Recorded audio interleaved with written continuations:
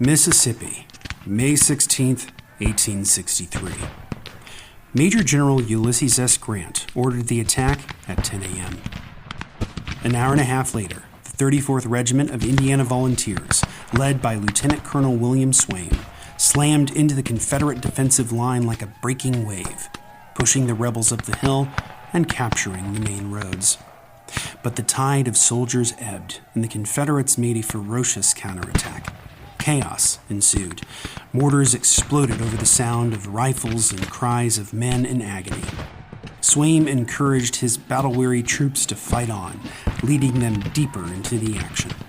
At some point, likely in the midst of this brutal clash, Swaim was shot and severely wounded.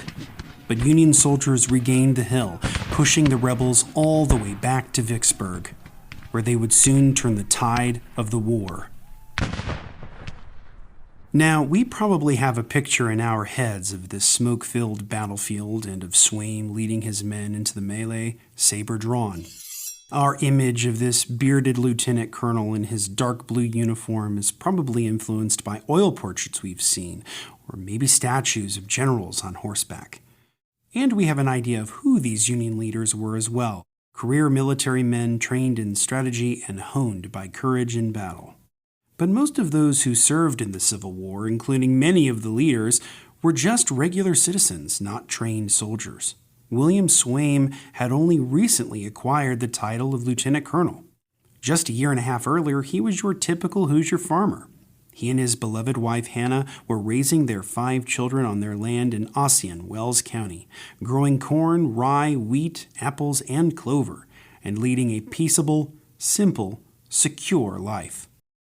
What on earth would make someone like Swaim, or any Hoosier working to make a better and easier life for his children, risk everything, leave his family and homestead to fight an ideological war from which he might never return? Some have argued that most soldiers didn't understand the root causes of the war, that they were fighting for pride, for their reputations, for their hometown. But Swaim told us why he fought. Just before he was wounded in action, he wrote his wife that he was proud to risk everything to abolish that monster slavery and was willing to die in this most righteous war.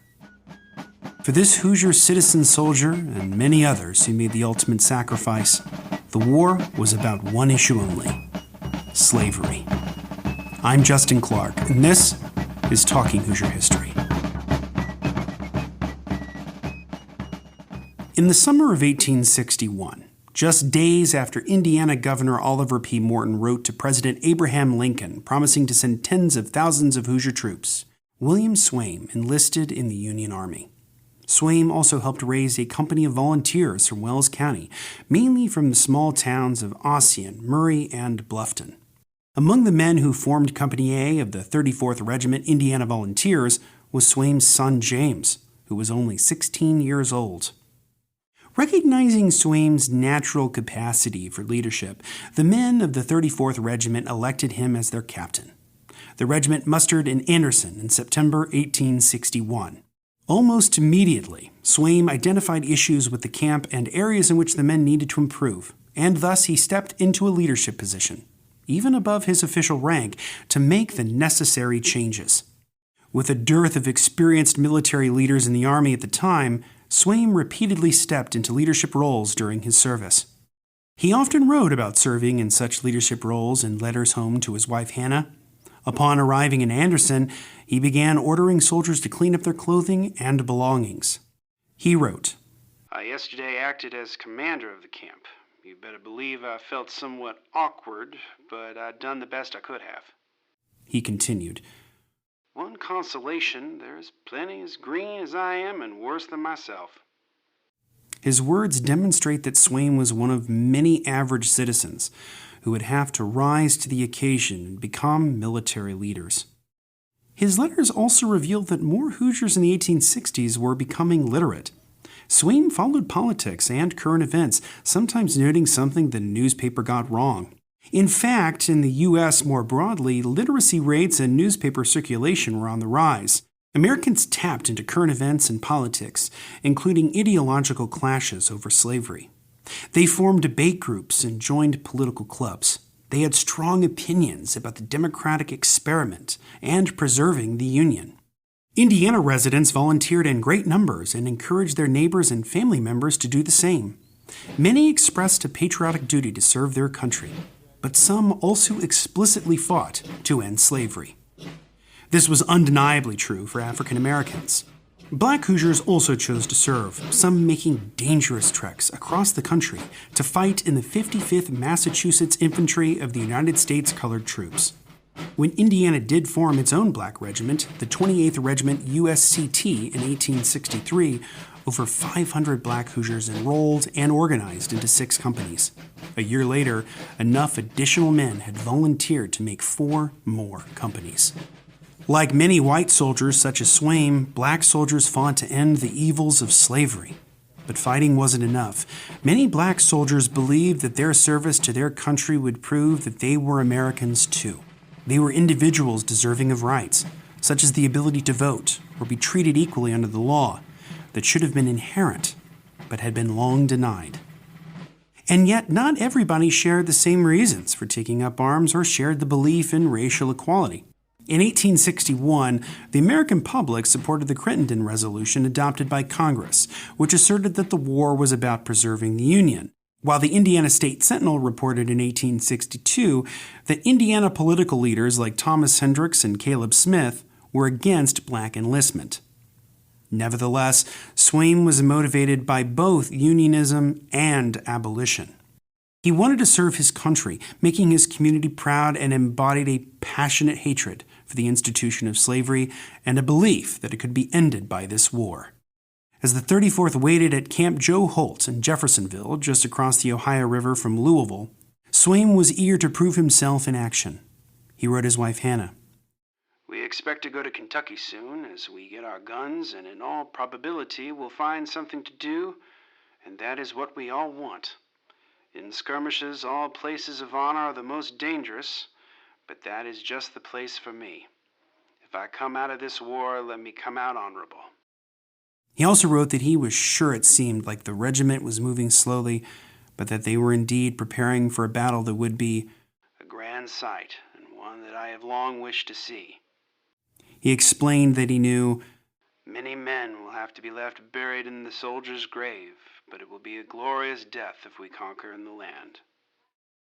As various leaders of the 34th resigned, moved to other regiments, or fell ill, Swaim again acted in positions above his rank as captain at Camp Wickliffe. On January 19, 1862, he told Hannah that he had been acting as colonel for the past week, drilling the regiments and meeting with the brass. And a week later, he wrote that he was acting as captain, major, and colonel, and shall have to till the staff is filled. He stated that he would not be surprised if Governor Morton approved a higher appointment for him very soon. He was correct. On February 16th, Swaim was commissioned the rank of major. Meanwhile, back in Indiana, Hannah Swaim ran the farm, cared for the children, and arranged business deals, selling corn and grain and making payments on the house.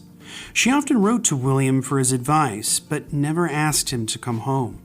He praised her for this support and told her how much he wished he could see her and the little ones, but stood firm in his desire to do his duty for his country. In March 1862, the 34th Regiment finally saw action, joining the siege of New Madrid on the Mississippi River at the border between Tennessee and Missouri. The 34th joined the siege, but Swaim reported that their field guns were too light compared to the Confederate gunboats firing on them from the river. He wrote to Hannah about shells passing over their heads in the wooden position 3/4 of a mile from the main action, where they were stationed to protect a battery of field guns. He said that as the shells howled past, they make a screaming noise until they burst in pieces and fly in every direction. He reported that while some of the boys turned pale, give them a chance and they will fight all destruction. Before signing off, he again told Hannah, if we shall fall in battle, it will be a glorious death and an honorable one. Larger artillery soon arrived, and Union forces took New Madrid before combined Army and Navy operations led to the capture of Island No. 10. With the capture of strategic Confederate positions along a bend in the Mississippi River at New Madrid, Missouri, and the nearby small island, the Union gained control of the river all the way to Fort Pillow in Tennessee. Swaim proved his leadership in battle and was promoted to lieutenant colonel on June 15, 1862. He wrote home sharing news on his health and opinions on the events of the day. In one letter, he also wrote about the health of a black man traveling with them, likely a self-emancipated Southerner working for the regiment and hoping for freedom. His language in this letter shows that he still held misconceptions and prejudices about black people.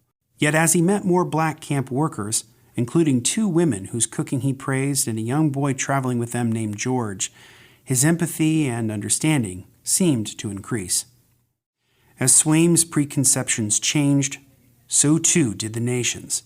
As historian Emmylou Thornborough wrote, by the end of 1863, even conservative Republicans were insisting that since slavery was the fundamental cause of the war, it must be extirpated before there could be any hope of lasting peace. As the 34th approached Vicksburg and General Sherman no longer allowed women or children to travel with the regiments, a black man named Cornelius, with whom Swaim had seemingly grown close, chose to stay behind with his wife.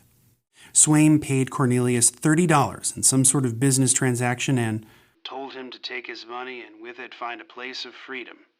He said that was his intentions. Swaim expressed concern over leaving so many freedom seekers behind, worried about what would happen to them and hoping that the war would end their plight. He wrote in a February letter, "We think at this time we have a fair prospect of victory ahead over that monster slavery, which has cost us so many lives and so much trouble. Every sensible man and well-wisher of his country now admits that it must be destroyed to ensure us a lasting peace." He also wrote to Hannah about a letter he received from Han Platt, a relative of Swaim's. Platt had written of news from home, but also that she was encouraging her family not to enlist. She called it a Negro war and said, "The abolitionists and Negroes ought to fight it out." Swaim was livid, he told his wife. I answered her by saying that I had been an abolitionist for nearly 30 years and gloried in it. I told her that I had one son with me in the army with me, and if he either died by sickness or by bullets from the enemy, it would be a great consolation to me to know that I had one relation who had courage enough to face danger with me in defense of our country. In April 1863, the 34th joined the Vicksburg campaign as part of Brigadier General Allen Hovey's division. A native of Mount Vernon, Indiana, Hovey would go on to serve as the 21st governor of Indiana. Major General Ulysses S. Grant's Vicksburg campaign would cut supply lines and destroy manufacturing centers before marching on the Confederate stronghold at Vicksburg. As the 34th headed towards Vicksburg, the greatest danger they had yet faced, Swaim told Hannah, I feel that we are in the most righteous war that ever anybody was in, and if we all fall, we fall in a good cause. If we get into fight, I expect to do my duty as an officer and leave no stain upon my character or disgrace upon you or my children. I wish you to act the part of a soldier's wife, take things as they come, and be ready for the worst. Indeed, the worst was yet to come.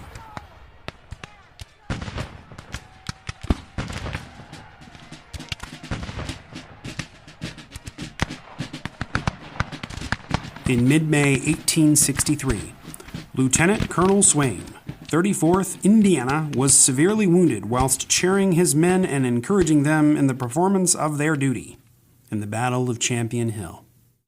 The righteous war laid claim to one of its most righteous warriors.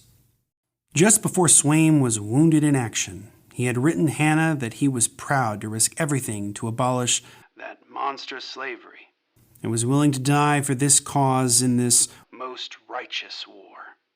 For this Hoosier citizen soldier and many others who made the ultimate sacrifice, the war was centered on the issue of slavery. As the rest of the 34th marched on to Vicksburg, Swaim was moved to a nearby hospital, accompanied by his son Jim, who helped care for him. While many newspapers reported that Swaim had died on the battlefield, he did not. He actually seemed to improve for several weeks while in the hospital. Jim wrote to Hannah, I received a letter from you today when on the 31st of May you said that you had seen in the papers that Pop had been killed at Champion Hills. It is all a mistake. Jim reported that while his father was severely wounded, he had left the morning of June 12th with a doctor, first to Memphis to secure medical leave of absence, and then to Ossian. Jim concluded, "I expect that he will get home before this letter does." But Swaim never made it home. On June 16th or 17th, 1863, on his long journey home, Lieutenant Colonel William Swaim died from the wound he sustained at Champion Hill. It is hard to fathom what it must have been like for Hannah having to lose him twice. First, in the conflicting newspaper reports, and then the tragic arrival of the fallen citizen soldier. But she would have to be strong for her other children. Jim survived the war, continuing on with the 34th Indiana Regiment, which fought in the very last conflict of the Civil War at the Battle of Palmito Ranch, Texas. Had Lieutenant Colonel Swaim made it to Vicksburg, he could have been an eyewitness to the crucial role black soldiers played in the seizing of this Confederate stronghold. Hundreds of black soldiers, many newly emancipated, gave their lives for the Union cause, including those of Indiana's 28th Regiment. The 28th served valiantly, including at the Battle of the Crater at Petersburg, Virginia, where nearly half the men were killed or wounded. While the work for equality was long from finished, the sacrifices of Hoosiers, black and white, hoped to end slavery and forward civil rights. Swaim was buried in the Ossian Cemetery and later moved to nearby Oaklawn Cemetery. The 34th Regiment wrote to Hannah in July, signing a unanimous resolution stating, "That in his death the regiment has suffered the irreparable loss of a brave, efficient, and faithful soldier. The country, a high-minded, unwavering patriot to the cause of liberty, a mighty, uncompromising champion, and to society, a jewel of sterling worth whose unswerving integrity and dauntless courage stood out boldly as an example of imitation." Lieutenant Colonel William Swaim was willing to risk his life for his country, for the honor of his family and his hometown, and for the preservation of the Union. But those who claim that Indiana soldiers did not understand and or care about the underlying cause of the war that split the Union, ending slavery, do a disservice to the sacrifices of men like Swaim.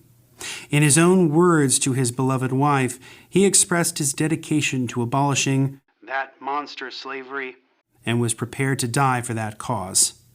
In the end, Swaim did just that. He gave his life in the most righteous war to make the United States a more perfect union, one without the abomination of slavery. Want to learn more about Lieutenant Colonel William Swaim? Check out our blog post, The Most Righteous War, The Leadership and Sacrifice of Lieutenant Colonel William Swaim by IARA historian Jill Weiss Simmons. Historical markers are a great way to learn more about Indiana's Civil War history, such as our marker on Lieutenant Colonel Eloy O. Bachman. Born in Madison in 1839, he attended Hanover College to study law and later attended Kentucky Military Institute in Frankfort. Bachman not only organized a military company in Jefferson County, the Madison City Greys, but was also part of the 19th Indiana Infantry Regiment of the famed Iron Brigade. He was mortally wounded leading a charge during the Battle of Antietam on September 17, 1862, the highest-ranking Hoosier in the Union Army killed in this battle. This episode was written by Jill Weiss Simmons, edited by IHB staff, and produced by AJ Schraplivy. Find a transcript and show notes for this and all our episodes at podcast.history.in.gov. And remember to subscribe, rate, and review Talking Hoosier History wherever you get your podcasts. Once again, I'm Justin Clark, and this has been Talking Hoosier History. Thanks for listening.